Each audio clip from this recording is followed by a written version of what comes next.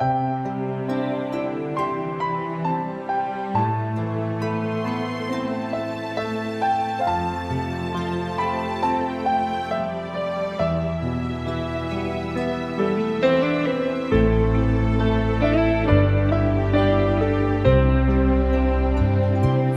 កាន់តែជ្រៅ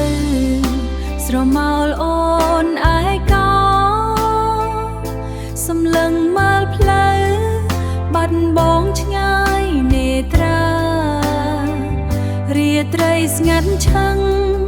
តើបងជាប់វេនយាមណាបនសល់ភរិយាឲ្យរៀងអ្នកឯងកណ្ដាលរាត្រីកូនយើងគេងលក់ទើបបំពេអំបាញ់មិញក្នុងចិត្តតន់តែងនឹកស្វាមីជាទីស្នេហ៍ដឹងថាបងហត់សង្គ្រោះគេឥតលះទួងអូនខានក្បែរក៏អូនស៊ូខំមាត់ទ្រាំអោបងគ្រូពេទ្យបេសកកម្មកណ្ដាលអាត្រៀតទូហត់ស្ទើរដាច់ខ្យល់ក៏បងមិនដែលរអ៊ូ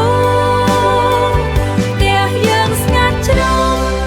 អូននឹងកូនរងចាំគូលេបទឹកភ្នែកតស៊ូព្រោះដឹងថាបងពងសង្គ្រោះគេអូននឹកបងណាស់នឹកអោបដែរធ្លាប់ក្បែរសំឡឹងនាឡិកាមកចេញតែរំលងទៅចិត្តអូនមកសៅ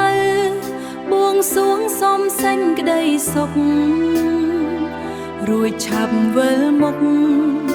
មកអោប្រពន្ធកូនវិញអោបងគ្រូពេទ្យបេសកកម្មកណ្ដាលអាត្រៀតទូហត់ស្ទើរដាច់ខ្យល់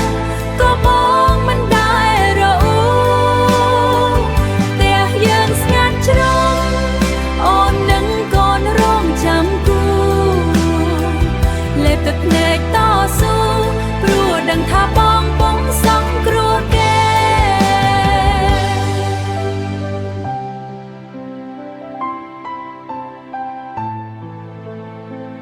រួចរាល់ភារកិច្ចឆាប់ត្រឡប់ណាពៅប្រលឹងកូន